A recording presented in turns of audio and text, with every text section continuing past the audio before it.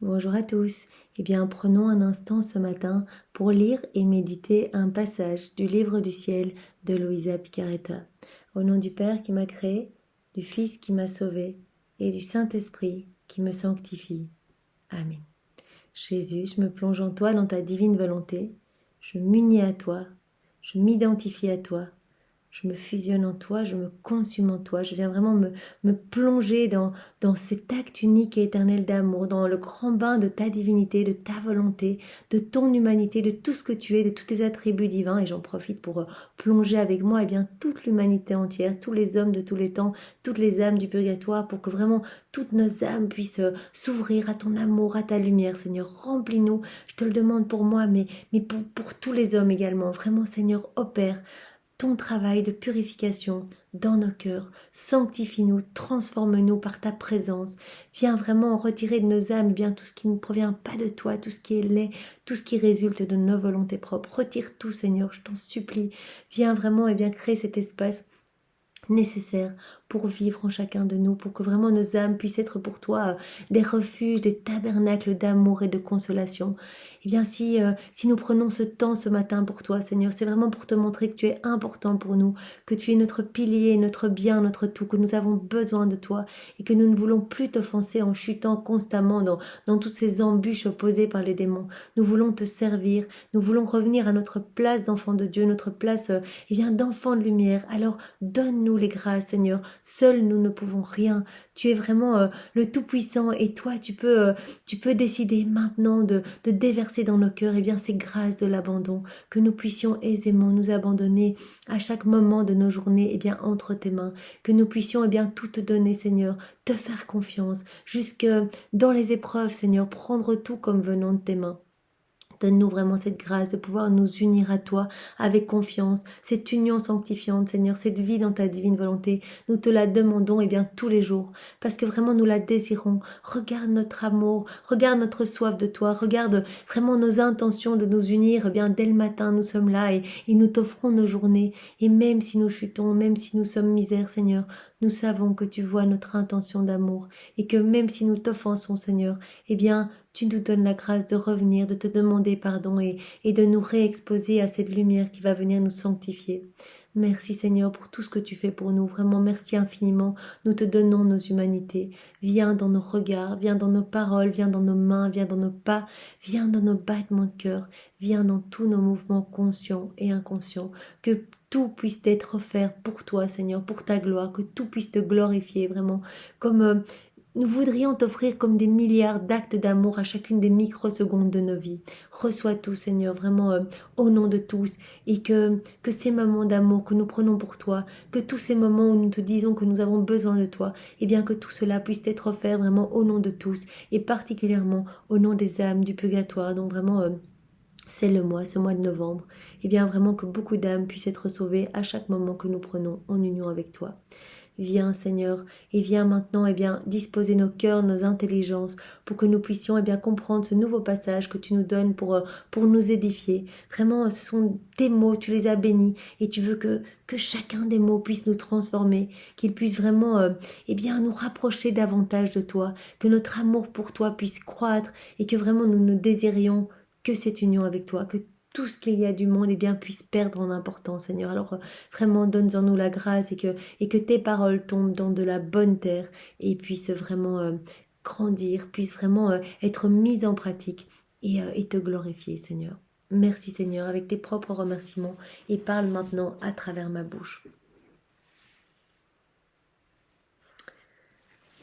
Alors, le passage que nous allons voir, voilà, c'est celui du 3 septembre 1919. C'est Louisa qui est de nouveau en état un petit peu d'amertume. Je me plaignais à mon doux Jésus de mon pauvre état et aussi du fait que je suis un être inutile et incapable de faire le bien. Eh bien, je pense que Louisa ressent ce que nous ressentons tous. Eh bien, combien de fois cela nous arrive on pense vraiment que ce qu'on fait, eh bien, ça ne sert à rien, que voilà, peut-être on est à la maison, on s'occupe des enfants, ou peut-être dans notre travail, on se sent inutile. Voilà, on ne se donne pas eh bien, le prix que le Seigneur nous donne. et vraiment on se sent incapable de faire le bien. On a l'impression que nos petites prières dans la divine volonté, eh bien parfois euh, on est misère, on chute et on se dit, eh bien finalement on est un petit peu indigne de réappeler le Seigneur en nous pour agir et vraiment on ressent tous cette nullité, je pense, tout comme Louisa la ressentait. Je me demandais quel est le but de ma vie. Eh bien, on se le demande tous, je pense. Mon aimable Jésus me dit, ma fille, le but de ta vie est une chose qui relève de moi. Donc ne cherchons pas, ne doutons pas, restons fidèles au Seigneur. Lorsque nous sommes constants, lorsque nous nous unissons à Jésus, lorsque nous faisons des actes dans sa divine volonté, il vient agir en nous. Lorsque nous doutons, lorsque nous nous posons des questions, lorsque nous sommes tristes bien d'avoir chuté, etc., nous avons quitté la divine volonté. Lorsque nous sommes dans nos pensées, dans nos réflexions personnelles, nous quittons cet état de grâce, cet état d'union. Et le Seigneur dit, ne te pose aucune question, abandonne-toi entre mes mains, parce que le but de ta vie relève de moi. Ça ne relève pas de toi, de tes efforts personnels, de ta volonté propre, cela relève bien du ciel. Nous avons un plan pour toi, fais-nous confiance. Sache cependant que le simple fait de te fondre en moi plusieurs fois par jour est de nature à maintenir l'équilibre concernant les réparations requises à l'égard de la divinité. Puisque tous les hommes étaient appelés au moment de la création à être remplis de la divinité, à remercier, à vraiment tout recevoir et tout rendre, être dans cette réciprocité d'amour, dans ce flux et reflux d'amour, et que l'homme a quitté cet état de grâce, s'est dissocié de la divine volonté, a préféré vivre avec sa volonté propre, et donc tous les vices en ont découlé, il y a cette dette d'amour. Il y a cette dette d'amour, on reçoit tout et on ne remercie pas.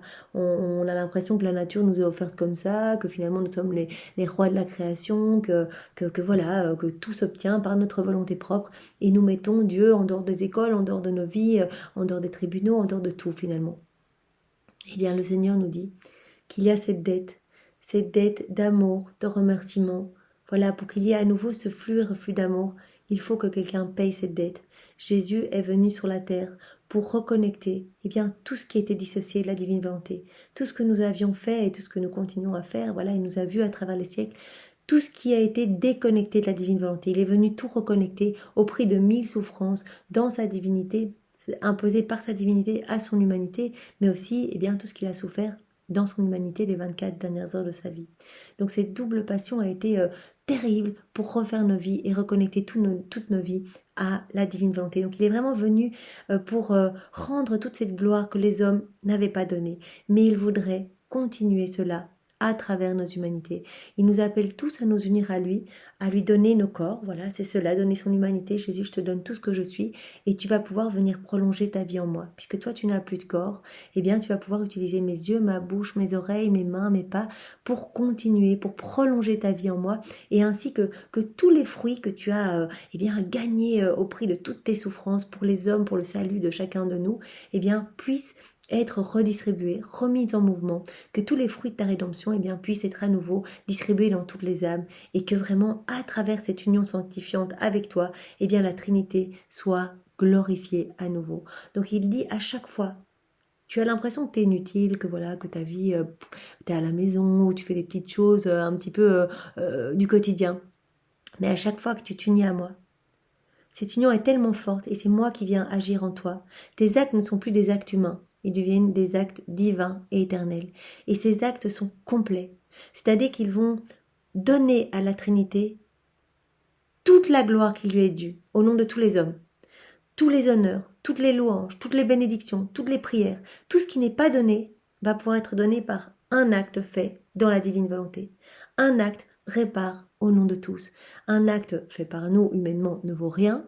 Un acte fait en union avec Jésus, c'est Jésus qui le fait. Donc il vient redonner toutes les louanges, toutes les adorations à la Trinité, tout ce qui est dû par les hommes et qui n'est pas donné. Donc il dit voilà, même si tu as l'impression d'être inutile, le simple fait de t'unir plusieurs fois par jour, même si c'est 2-3 fois, tu t'unis avec moi et cela suffit pour réparer pour toute l'humanité entière, tous les hommes de tous les temps, toutes les âmes du purgatoire, etc.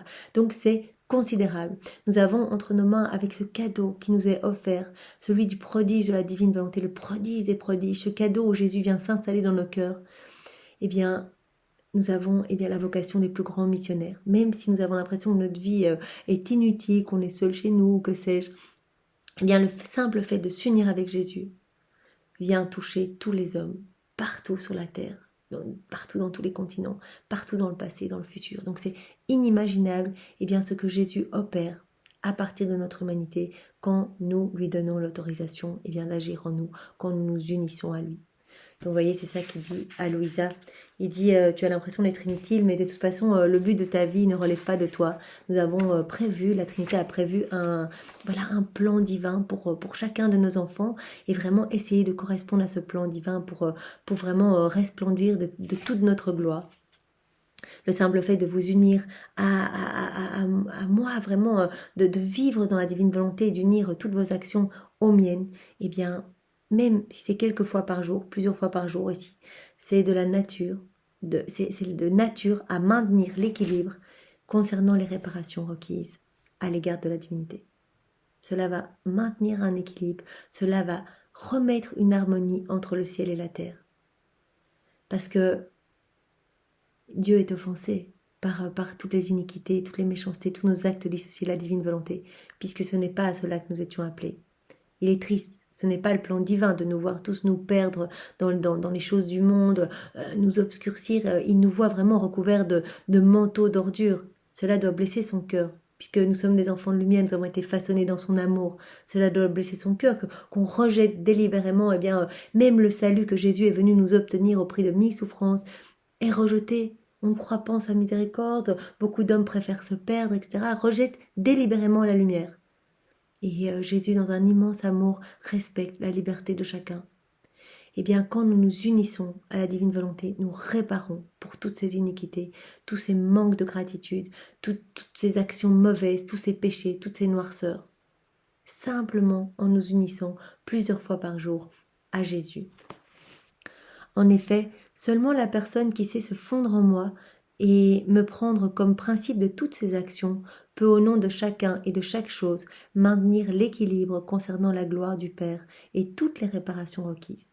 Toutes les réparations sont offertes puisque chaque acte fait en union avec Jésus est complet. Donc vraiment, concentrons-nous pour faire beaucoup d'actes dans la divine volonté. Voilà, je prends ce fluo dans ta divine volonté, Seigneur. Je le tiens dans ta divine volonté. J'écris dans ta divine volonté. Je mange dans ta divine volonté. Je lis dans ta divine volonté, Seigneur. Je discute avec cette personne dans ta divine volonté. J'écoute dans ta divine volonté. Seigneur, viens regarder à travers mes yeux. Seigneur, je vais me balader dans ta divine volonté. Mets tes pas dans mes pas. Je veux que ce soit vraiment tes pas qui viennent sanctifier les miens et que vraiment ils viennent éclairer toutes les âmes ici-bas et dans le ciel. Je veux vraiment qu'il y ait une source de joie à chaque acte fait en union avec toi, Seigneur. Vraiment, viens diriger toute ma vie. Vous voyez, c'est facile. Appeler Jésus dans toutes nos actions. Et vraiment, c'est la nouvelle sainteté. Il parle des âmes qui s'abandonnent entre ses mains comme les apôtres des derniers temps, comme vraiment les saints des derniers temps. Et il va vraiment donner à ces âmes la vie des bienheureux ici-bas sur la terre.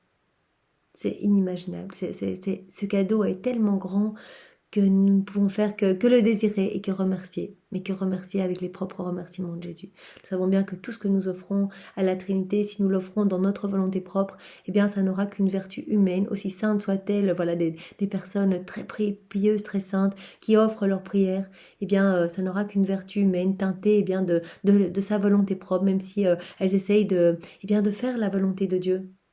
Jésus dit, il y a une énorme différence entre, essayer de faire ma volonté, mais avec votre volonté propre. Et finalement, tout cela est teinté, des faiblesses humaines. Finalement, on est vraiment complètement imbriqué de misère et donc on chute constamment. Donc il va y avoir des tentations, des chutes, etc. Tandis qu'on est immergé en Jésus et qu'on laisse Jésus agir en nous, tout est teinté de sa perfection divine. Il va mettre vraiment le sceau de sa divinité partout. Et ses actes ne s'arrêteront jamais. En fait, ce qui va être créé par l'union avec Jésus, cela ne s'arrêtera jamais. C'est infini, immortel, intemporel. Cela va partout, toucher toutes les générations. Cela te semble-t-il banal? Donc il dit à Louisa, toi tu crois que ta vie est inutile, voilà, t'es paralysée là dans ton lit, tu vois personne. Mais Louisa ne s'est pas alimentée pendant des années, elle ne s'alimentait que de l'Eucharistie, elle peut se sentir inutile. Voilà, elle dit, en fait, j'ai même pas d'amis, parce que le Seigneur a vraiment dépouillé tout son cercle de vie, il l'a vraiment... centré uniquement sur lui et sur la vie du ciel. Et vraiment, il l'a épuré de toutes les tentations possibles ici-bas. Et donc vraiment, très souvent, voilà, on pourrait comprendre que voilà, une personne qui est dans son lit, qui ne voit personne, elle se dit mais ma vie, elle est complètement inutile. Et il dit, est-ce que cela te semble banal de réparer au nom de tous, d'offrir la gloire au nom de tous, d'offrir de l'amour au nom de tous tes frères et sœurs? Est-ce que cela te semble banal? Ne ressens-tu pas que tu ne peux pas t'arrêter de le faire? En plus, c'est Jésus qui agit en nous quand on s'unit dans la divine volonté. Et donc Louisa, elle ne pouvait pas s'arrêter de faire des actes dans la divine volonté, puisqu'il y avait vraiment cette immensité d'amour, que Jésus était installé avec le Père, le Saint-Esprit, avec son trône, avec tous ses actes divins, et vraiment tous ses attributs divins. Et donc vraiment, même si elle avait voulu sortir de la divine volonté, Louisa, ce n'était plus possible. Parce que vraiment, les limites, eh bien, c'est ce que je vous avais dit hier dans le tome 19, Jésus a vraiment éloigné les frontières de la divine volonté de manière telle que Louisa, même si elle voulait sortir de la divine volonté, elle n'en était plus capable. Vraiment, elle était tellement immergée, toutes ses cellules, tous ses organes, etc., que vraiment, voilà, il dit, bah, tu vois, ne ressens-tu pas que tu ne peux même pas t'arrêter de le faire et que je ne te laisse pas tant que tu ne t'es pas substitué à chacun de mes membres pour présenter en leur nom les réparations voulues. Donc Jésus va vraiment faire la même chose avec nous, il va nous remplir de sa présence et il va vraiment venir nous donner constamment les inspirations de réparer. Il va aiguiser notre conscience pour que nous voyions la laideur des choses autour de nous et que nous puissions demander continuellement pardon au nom de tous nos frères, offrir louange au nom de tous, offrir bénédiction, offrir amour au nom de tous. Vraiment, c'est le travail du divin en nous. Et vraiment, s'il a opéré comme cela avec Louisa, Louisa est notre chef de file, il veut faire la même chose avec chacun de nous. Essaye de réparer pour tous autant que tu le peux. Si tu savais tout le bien que le monde reçoit, quand une âme, sans une ombre d'intérêt personnel et seulement par amour pour moi, s'élève entre le ciel et la terre et unie à moi, fait les réparations nécessaires au nom de tous. C'est vraiment cela qui se passe quand on s'unit à Jésus, et bien dans sa divine volonté. Qu'on fait des petits actes du quotidien, on répare au nom de tous. C'est comme si vraiment notre âme s'élevait et que vraiment le fait qu'on unissait notre âme au soleil brillant de la divine volonté, vraiment c'est l'exemple que Jésus prend souvent, et vraiment tous ces rayons d'amour énormes qui émanent en fait de Jésus à travers nous, puisqu'on le laisse vraiment dans cette union vivre complètement en nous, tous ces rayons bienfaisants, toute cette rosée d'amour, toute cette lumière va pouvoir se déverser par cette élévation de l'âme et cette union avec le Christ. Donc il dit voilà, si tu savais tout le bien que le monde reçoit quand une âme vient s'unir à moi sans une ombre d'intérêt personnel. Vraiment, quand on prie au nom de tous, ce n'est pas pour nous, on prie vraiment pour que des âmes soient sauvées. Et le Seigneur vraiment est ému et touché, puisque vraiment on répète ce qu'il a fait sur la terre. Il est venu pour glorifier son Père et pour rendre tout ce que les hommes ne donnent pas. Et aimer son Père au nom de tous, vraiment lui rendre les bénédictions au nom de tous, l'amour au nom de tous, etc.